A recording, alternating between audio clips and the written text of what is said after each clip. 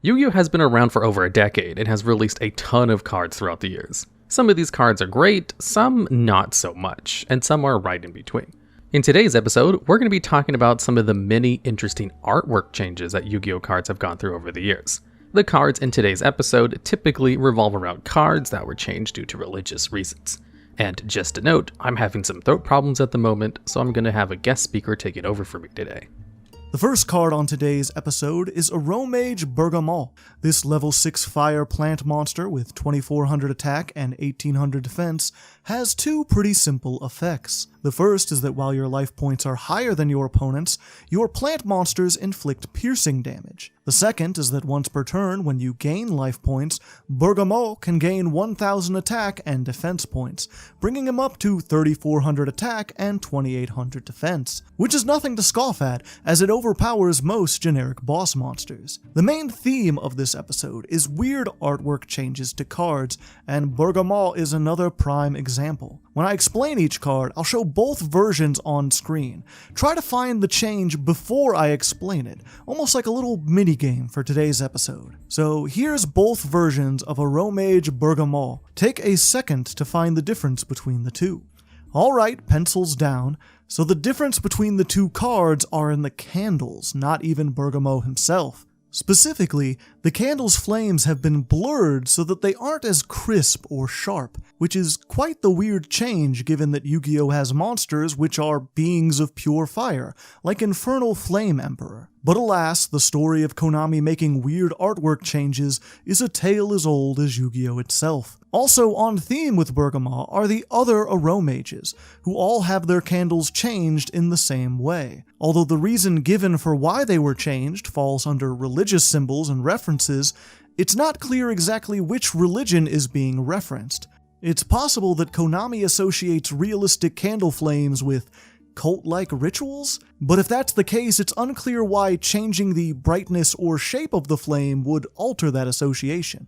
Next up is the trap card Backup Soldier. This trap card has a pretty simple effect that when you have 5 or more monsters in the graveyard, you can add 3 normal monsters with 1500 attack points or less to your hand. Now in terms of modern Yu-Gi-Oh, Backup Soldier doesn't seem like it has much use. However, there was a time when Yu-Gi-Oh was all about beating over each other's monsters, so recycling tribute fodder or decent bodies had a niche, albeit small, function. Anywho, in terms of artwork changes, the alterations for Backup Soldier are pretty evident. Well, at least one of the changes is evident. So take a moment to try and find both changes in the artwork. Obviously, the first change is the color of the card, with the characters going from red with a blue background to a more well-known yellow characters with yellow background. Additionally, there's another more hidden change to the soldier on the right. If you take a look at the top of his head, on the Japanese version he has horns, but on the international version he doesn't. This is a common tactic used to make characters appear less demonic. Despite the Exodia cards being lost to the sea in the first couple episodes of the original Yu-Gi-Oh anime, later episodes and series have included tons of Exodia references, with other duelists utilizing the archetype for themselves. One of the duelists was Gozaburo Kaiba, who was Seto Kaiba's adopted father, and he used an Exodia Necros deck in his brief appearance in the Virtual World arc of the anime. Among his Exodia deck was the spell card Contract with Exodia. This spell card allows you to special summon Exodia Necros from your hand if all 5 pieces of Exodia are in your graveyard. Although the effect is simple, Contract with Exodia falls under the powerful anime boss monsters summoned with a spell trope, where the antagonist would use a super convoluted way to summon out their strong boss monsters, kind of like Darts with Divine Serpent Ge, or Anubis with Thenan the Great Sphinx. Regardless, Contract with Exodia is a unique card for a couple of reasons. First is its artwork, which we'll get to in a moment, but also it's one of the few cards in all of Yu-Gi-Oh! Where the anime effect is actually worse than its real-life counterpart. The anime version has the same effect, but with a 2000 life point activation fee, which was there to create stakes in the duel between Seto Kaiba and his father. As for its artwork, there are actually 3 versions of Contract with Exodia, all with relatively unique descriptions. Though it's hard to see, the anime version features Exodia with some glowing eyes and 5 different tombstones to represent the 5 pieces of Exodia. take special note of the tombstone shape, as they were all crosses originally. Additionally, in this version of the card, Contract with Exodia is a ritual spell card for some reason. This card was completely redrawn and recategorized in its Japanese and international release. Both versions of Contract with Exodia have been changed into a normal spell card rather than a ritual spell card, since the effect is nothing like a typical ritual. On top of that, as previously mentioned, the artwork was completely redrawn. The Japanese version of Contract with Exodia has Exodia overlooking 5 tombstones, just like the anime version, except the cross shape has been discarded in favor of a more traditional grave marker shape, each one featuring an Ankh. Although the same theme of the anime counterpart are there, this version lacks obvious Christian iconography. The international release dials it down one step further, removing the Ankhs from the tombstone altogether, as they are also religious symbols. Next up is the rank 5 Ixie monster, Crimson Knight Vampire Bram. This zombie Xyz monster requires 2 level 5 zombies as material, has 2500 attack and 0 defense points.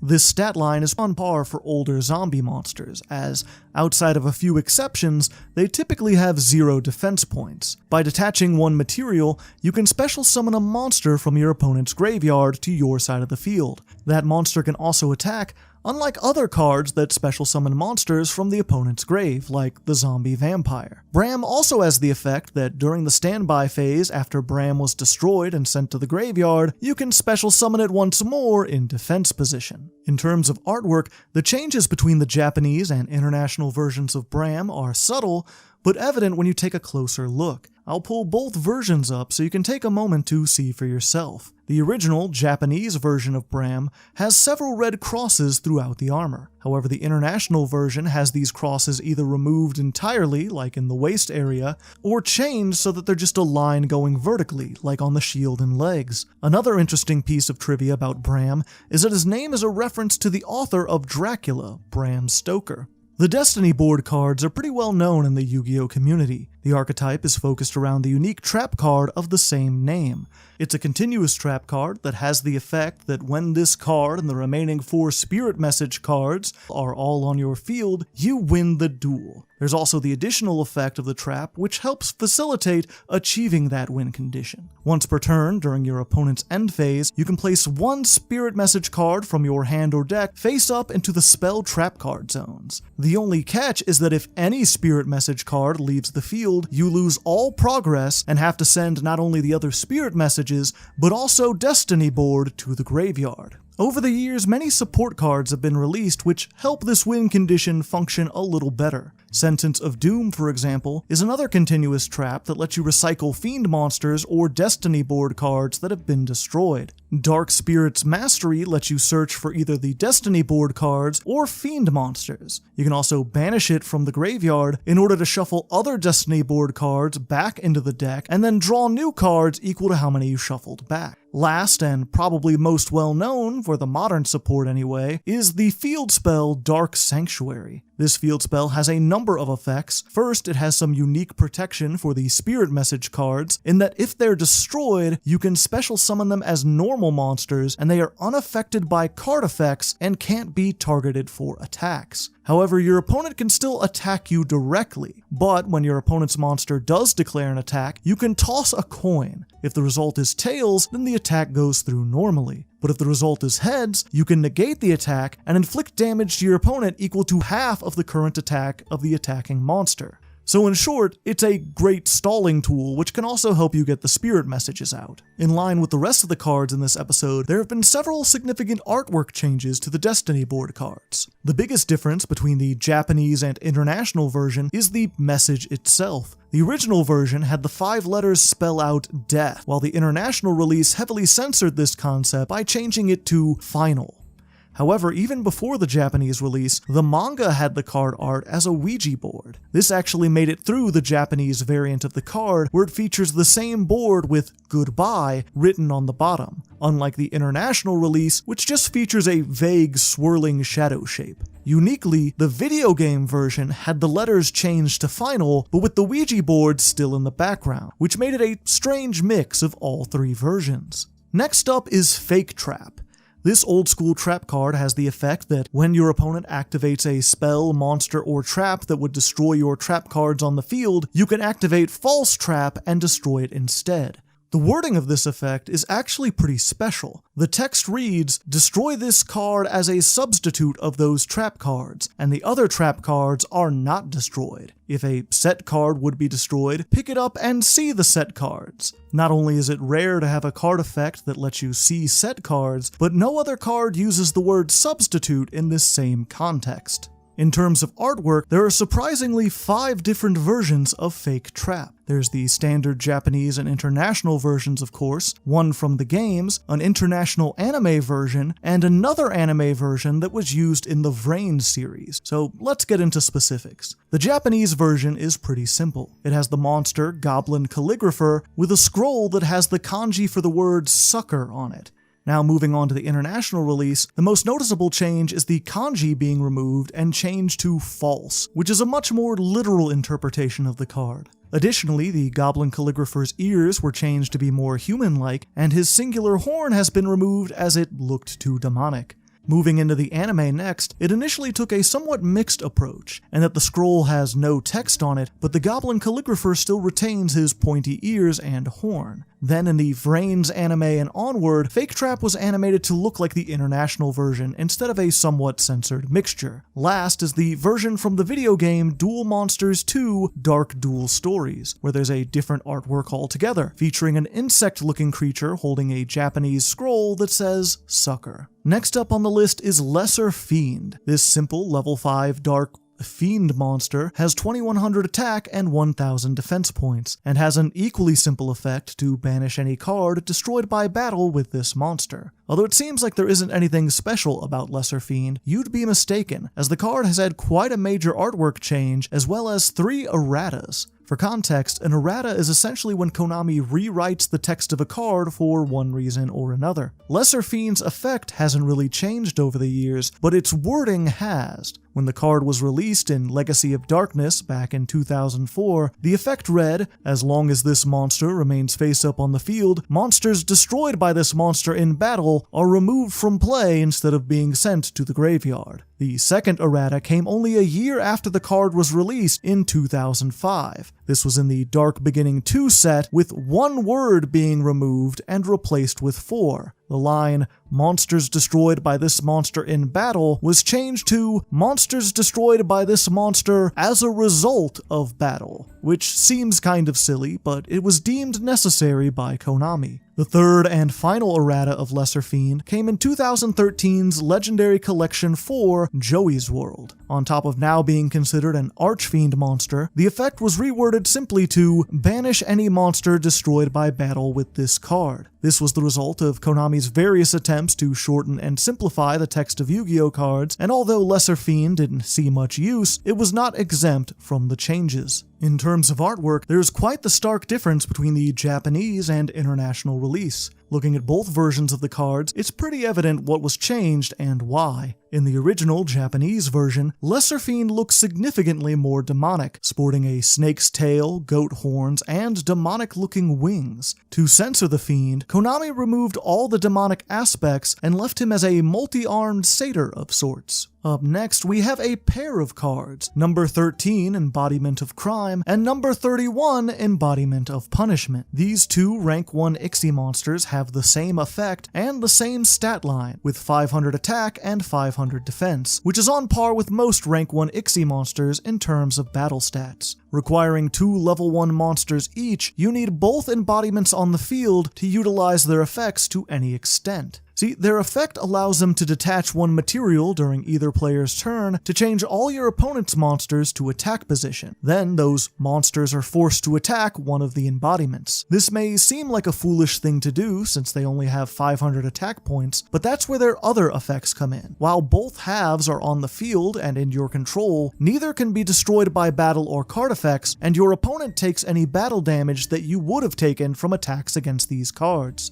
So essentially, you force your opponent to attack into you, and then every single monster gets hit with Magic Cylinder. The two embodiments are a cool concept that we've seen repeated several times over the years. There have been many cards like that are meant to be played together and benefit immensely from both on the field, like Sun Dragon Inti and Moon Dragon Quila. In terms of artwork, they both received the same change, and let's see if you can find the difference. If you noticed, the crosses beneath the embodiments were shortened, essentially changing them from, well, crosses to addition signs. The artwork change makes sense due to the fact that the cross is a pretty famous religious symbol, and the more Konami can avoid referring to it, the better, especially for cards that refer to crime and punishment. In addition to an artwork change, this card also saw a name change, as the original Japanese names referred to them as Cain and Abel, a pair of brothers who feature in a well-known biblical story. In the story, Cain commits the first ever murder by killing his brother, Abel, which kind of explains why the two cards were changed to crime and punishment, as one committed a crime and the other one was punished, I suppose.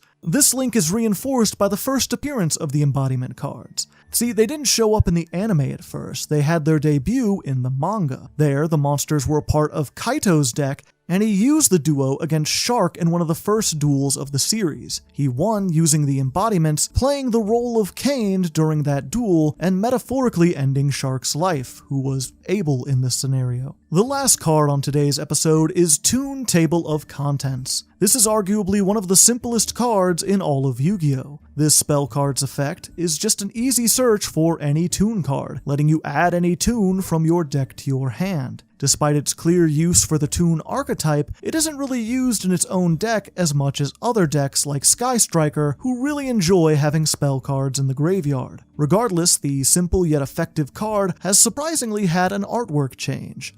Both versions are up on the screen now. Let's see if you can spot the difference. If you notice, a couple of the actual contents in the table are different between versions.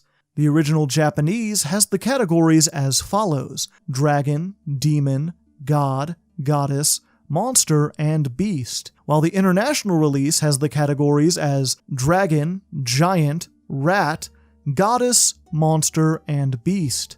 It's certainly weird that the Goddess category remained the same, but the God category had to be changed, but whatever. On top of that, if you've got a really keen eye, you might have noticed that the page number for the Beast category has changed between versions. Previously, it was starting on page 666, which is a demonic series of numbers known as the Number of the Beast. This was changed in the international version to page 721, which has no significance as far as I can tell. One other unique fact about Toon Table of Contents is the terminology that's used. On the artwork, the table of contents is called an index instead. Typically, the index is at the end of a book and has roughly the same function as the table of contents, but it's not exactly the same. It's one of those silly things that is technically wrong, even if practically it's the same thing. And that does it for today's episode of The Unknown Side of Yu-Gi-Oh! If there are any more cards you'd like to see or lists in general on this series, let us know in the comments below. Thanks for watching and have a nice day.